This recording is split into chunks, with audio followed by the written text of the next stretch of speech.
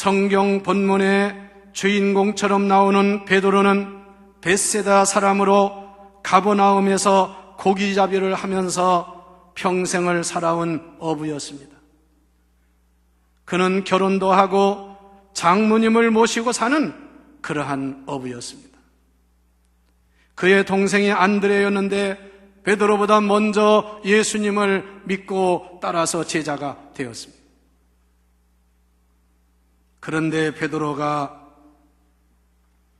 갈릴리 바다에서 고기를 잡고 그리고 아침에 그물을 닦는 시간에 예수님이 해변가에 찾아오셔서 말씀을 가르치시고 베드로를 만나 주셨습니다. 성도 여러분, 사람도 인생 살아가면서 어떤 사람을 만나냐에 따라서 그의 운명이 좌우되기도 합니다. 여러분의 아내든 남편이든 자식이든 부모든 만난 사람을 귀하게 여기고 여러분 하나님 은혜에 감사하면서 행복한 삶을 잘 노력하고 열심을 다해야 합니다. 절대로 저 사람 때문에 내가 망했다, 저 사람 때문에 내 인생이 망쳤다, 이런 인생 살지 말고 그런 사람에게도 여러분이 만났기 때문에 잘 되는 복을 받게 되어야 합니다. 이게 예수 믿는 사람의 특징입니다. 많은 사람 중에 신앙 간증을 할 때 남자들 중에 그런 사람이 많아요. 나는 예수를 안 믿었습니다. 예수 믿는 아내를 몹시 핍박했던 사람입니다. 그런데 제가 믿음이 좋은 아내를 만나서 결국은 제가 예수 믿게 되었고 난 아내 때문에 큰 복을 받았습니다. 얼마나 아름다운 모습입니까? 예수님께서 그날 갈릴리 바다에 나오셨는데 거기서 베드로를 만나셨어요. 여러분 보세요. 많은 어부들이 있지만 예수님을 만난 사람은 베드로입니다. 여러분 교회 나와서 예배 드리면서 그냥 사람 많이 모여가지고 예배하고 그냥 가고 이렇게 하지 말고 여러분이 바로 주님 만나는 성도가 되시기를 바랍니다. 그러면 여러분의 인생이 달라지고 삶의 방향과 삶의 가치가 달라지는 것을 알아야 하는 거예요. 와서 사람만 만나고 밥이나 먹고 가고 그게 아닙니다.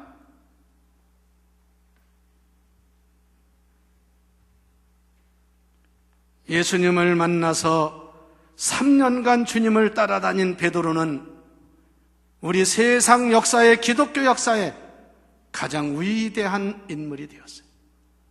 베드로가 대학 공부했나요? 베드로의 가정이 훌륭했나요? 아무것도 배우지 못한 사람, 고기 잡는 사람이었습니다. 베드로를 부를 때 요한의 아들 시몬이라고, 그의 이름은 시몬이었습니다. 사이몬이라고. 그의 아버지 요한이었습니다. 요한의 아들 시몬아. 그리고 그를 가리켜서 베드로라고 불렀습니다. 베드로라는 말은 히브리어 시몬을 헬라어로 표현한 것이 베드로입니다. 예수님으로부터는 게바라고 하는 별명을 얻었습니다. 너는 게바다. 게바가 뭔지 아십니까? 아랍어로 반석이라는 뜻입니다. 그리고 헬라어로 부를 때는 베드로라 이렇게 말해요. 그는 갈릴리 바다에서 예수님을 만나 기독교 역사의 가장 위대한 예수님의 수제자가 되었고 사도 바울과 함께 기독교 역사의 쌍벽을 이루는 위대한 인물이 되었습니다. 여러분 자녀도요, 인류대학을 못 가도 특별하게 남보다 잘하는 게 없어도 예수 만나면 위대한 인물이 된다는 믿음을 가지세요. 아무리 성공하고 아무리 돈을 많이 벌어도 예수 못 만난 사람의 인생이 무슨 성공한 사람이에요?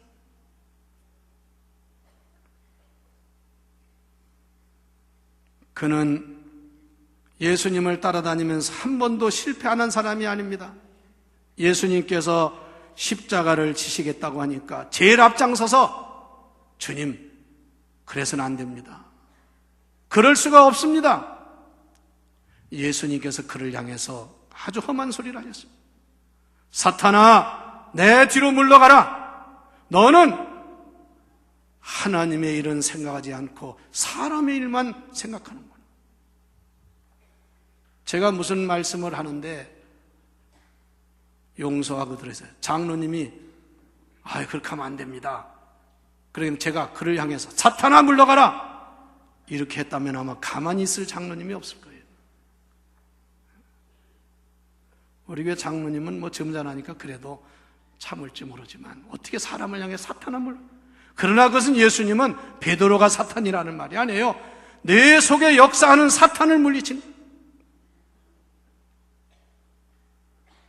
그리고 베드로는 예수님이 십자가를 지시기 전날 예수님을 얼마나 따라다니 충성했던지 예수님을 체포하는 사람 말고라는 사람의 칼로 귀를 잘랐습니다.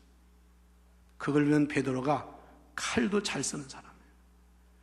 여러분 칼을 가지고 한 번에 남의 귀를 자르겠어요? 남의 머리나 빠개지.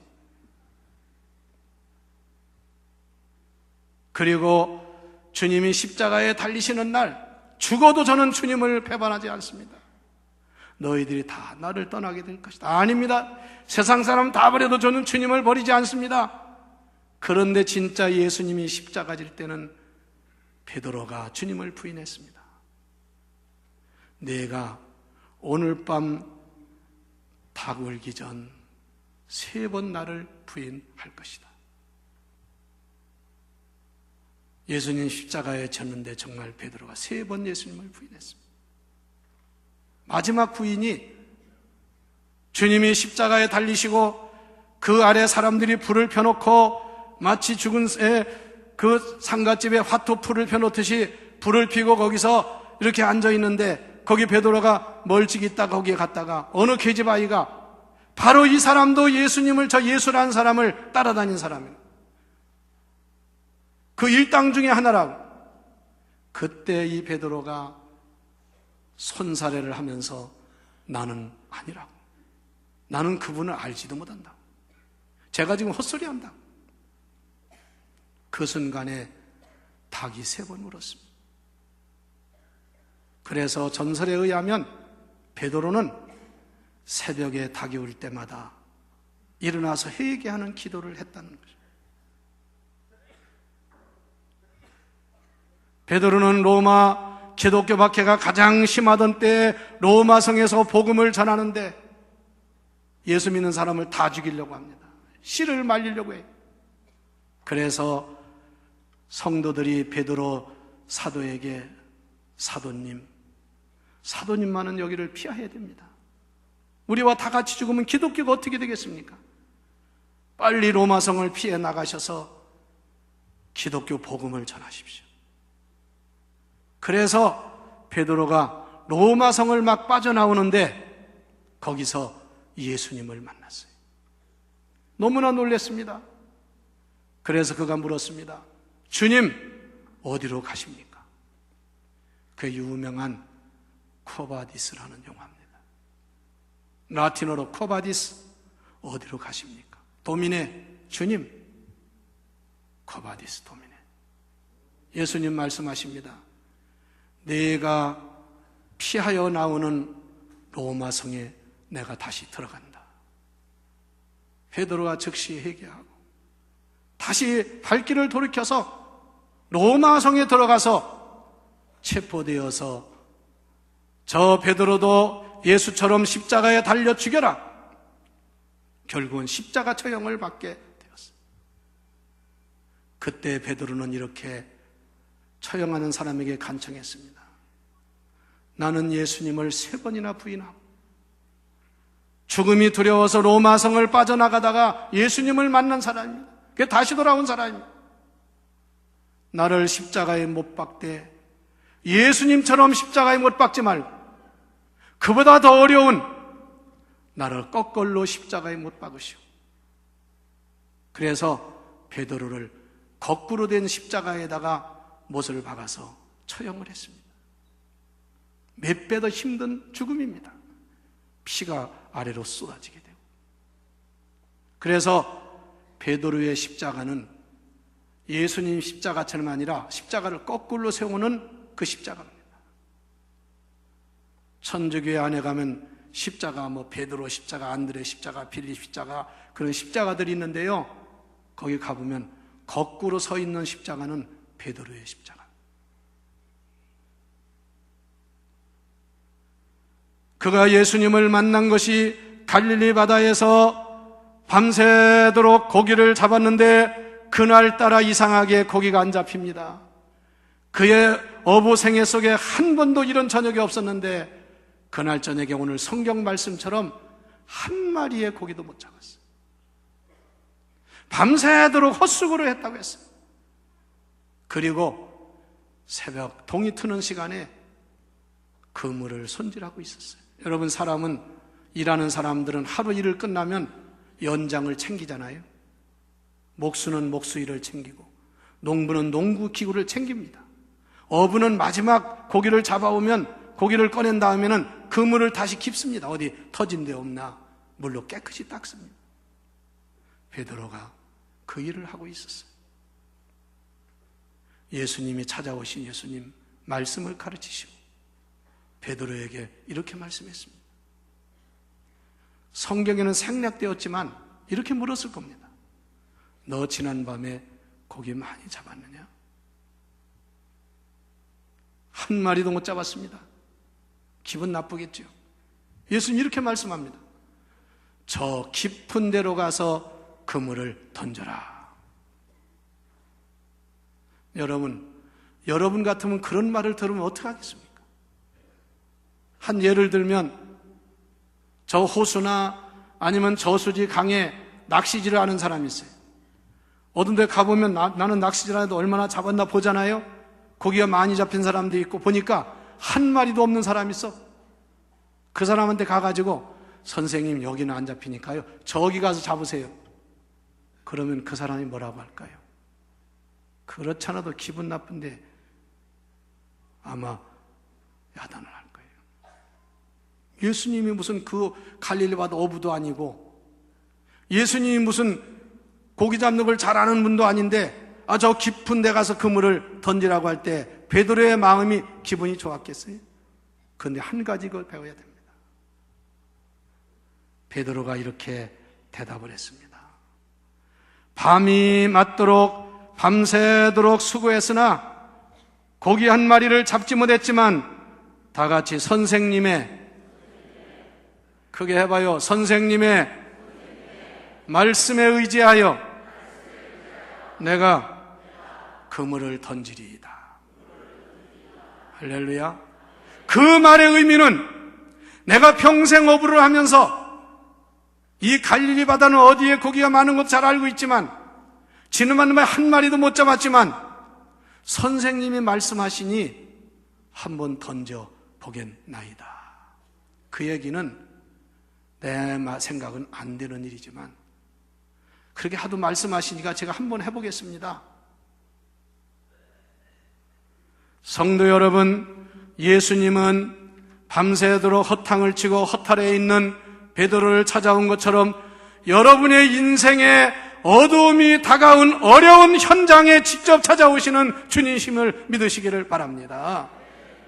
예수님이 잘된 사람, 성공한 사람 찾아갔다는 성경에 없어요. 어려운 문제를 안고 신음하고 심지어는 죽음을 생각하고 고통 중에 있는 사람을 찾아가셨어요. 문둥 환자들이 집단적으로 모여있는 곳을 찾아가셨습니다. 유대인들이 제일 싫어하는 세리를 찾아갔습니다. 세관을 찾아갔습니다. 불치의 병으로 고생하면서 물이 동하기를 기다리는 베데스다 환자들이 우글거리는 연못을 찾아가셨습니다. 안식일에 많은 사람이 왔지만 그 중에 손 마른 자를 만나주시고 그의 병을 고쳐주셨습니다.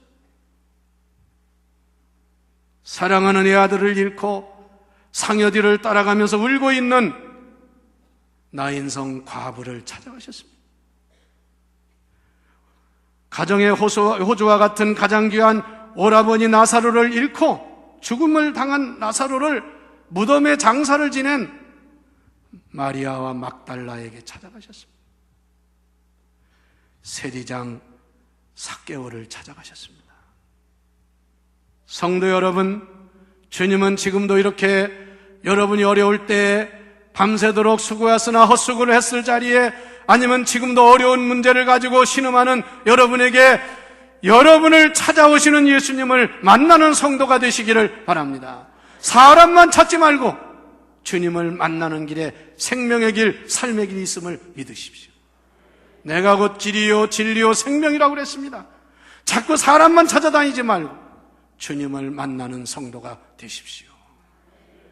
만병의 의사가 되시고 문제 해결의 열쇠를 가지셨고 여러분의 생사화복을 주장하시는 예수님을 만나는 곳에 놀라운 기적이 있음을 믿으십시오. 그리고 예수님은 그 베드로에게 쉽게 말하면 너 밤새도록 헛수고했지만 다시 한번 따라서 해보세요. 다시 해봐라. 다시 해봐라. 할렐루야. 이게 성공의 비결이에요. 뭐하다 안 됐다고 나는 이제 망했다, 다 틀렸다. 성공한 사람들의 공통점이 수많은 실패를 경험하고 남이 다 망했다 해도 다시 한번 시도한 것이 성공의 시발점이 되었다, 그 말씀이에요. 땅바닥까지 추락된 사람이 이제는 일어날 길밖에 없는 거예요. 그런 용기와 믿음을 가져야 합니다. 세계적인 재벌을 일으킨 사람들, 그런 사람, 여러분 한국 사람으로 세계 재벌 랭킹에 올라가 있는 삼성이나 현대는 여러분 무시할 게 아니에요. 거기까지 올라가기에 그 사람들이 얼마나 피나는 노력을 하고 고생했다는 것을 우리는 높이 평가해야 됩니다.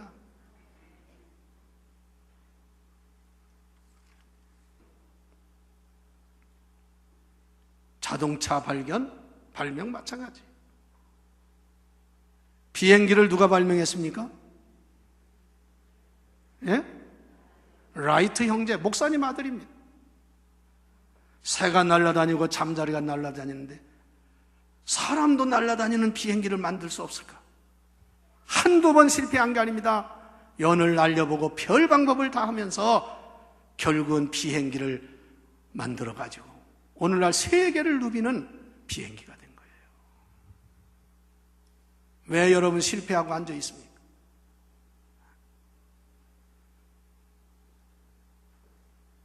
우리도 다시 해보는 용기와 믿음을 가집시다. 우리도 하나님 말씀에 순종합시다. 말씀에 의지합시다. 주인간 내 기술, 여러분 자기가 똑똑하면 얼마나 똑똑하고 알면 얼마나 알아요. 아무것도 안 해요. 그것 때문에 교만하지 말고요, 전능하신 하나님을 온전히 믿으세요. 되게 교만해서 실패하는 거예요. 여러분들의 분야에 여러분보다 위대한 사람이 얼마나 많은지 몰라요. 그러나 그런 사람들이 겸손하게 실패했어도 도전해서 성공한 거예요.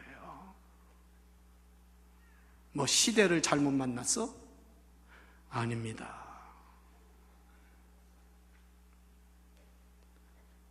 노벨상을 받는 사람들은 우연히 받는 게 아닙니다. 엄청난 노력과 다시 시도해보고, 그래서 그 분야의 최고 권위자가 되는 거야. 목사가 성공하는 게 하루아침에 됩니까? 저 논산 가다 보면 논바닥에 교회를 잘 져놓은 교회가 있어요. 그 감리교회였습니다.